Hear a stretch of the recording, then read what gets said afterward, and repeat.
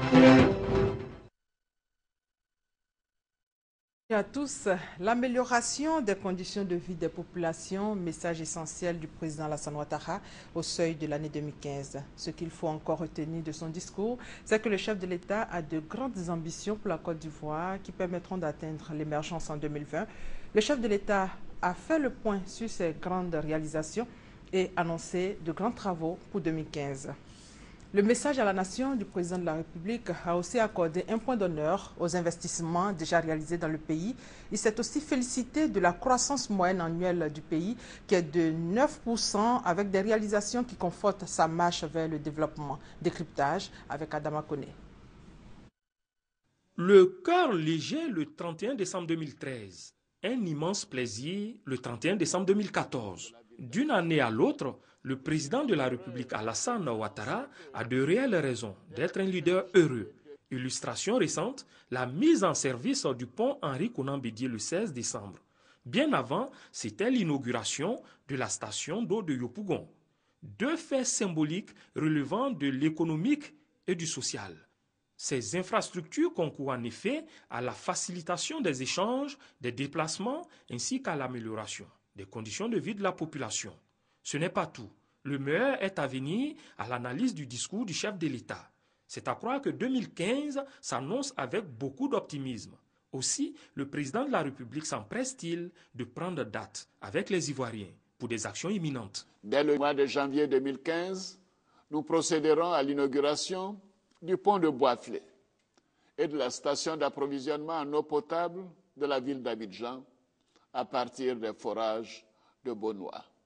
Ainsi, la mise en service de cette infrastructure clé et le centre de traitement d'eau de Yopougon nous permettront de combler totalement le déficit en eau potable de la ville d'Abidjan. Je suis donc heureux de vous annoncer que dès fin janvier 2015, il n'y aura plus de problème d'eau à Abidjan. Dans les mois qui suivront, nous allons inaugurer le pont de Jacquesville, les ponts de Béoumi et de Bassawa, l'autoroute Abidjan-Bassam et bien d'autres chantiers encore. Si ces réalisations sont des acquis, d'autres prévisions sont bien logées sur l'agenda présidentiel. Il s'agit notamment du 4e pont pour relier Yopougon à l'île Boulay, du 5e pont entre Yopougon et Atekoubé, de la réhabilitation et de l'élargissement du boulevard Lagunaire, du boulevard de Marseille ou encore de l'aménagement du carrefour Akwaba. Nous allons également démarrer les travaux du train urbain, notre métro d'Abidjan, qui permettra de désengorger notre capitale économique et de lui donner l'allure des grandes métropoles mondiales. Des réalisations et des programmes qui produisent déjà leurs effets. Le pays vient de battre en effet le record de fréquentation, avec plus d'1 500 000 voyageurs rien que par voie aérienne en fin 2014.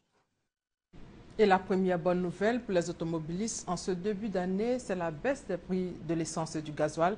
Le prix de l'essence super à la pompe passe de 739 à 690 francs CFA, soit une baisse de 49 francs CFA. Celui du gasoil passe de 600 à 590 francs CFA, soit une réduction de 10 francs.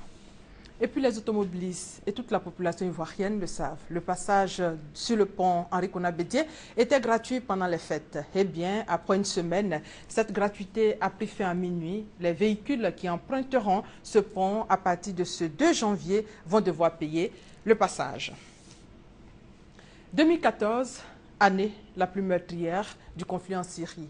Avec plus de 76 000 morts, dont des milliers d'enfants en 2014, la guerre en Syrie a connu son année la plus meurtrière, marquée par la montée en puissance des groupes extrémistes comme l'État islamique. En Italie, 2 jours après la découverte d'un cargo transportant plus de 700 migrants au large de l'Italie, un autre navire était en détresse cette nuit dans le sud-est du pays. Le cargo était à la dérive à la suite d'une panne de machine. À son bord, 450 immigrés clandestins abandonnés par l'équipage du bateau. L'armée de l'air italienne a réussi ce vendredi matin à héliporter des hommes sur le navire afin d'en reprendre le contrôle. Et c'est la fin de ce flash. L'actualité revient à 13 h. Merci de votre fidélité.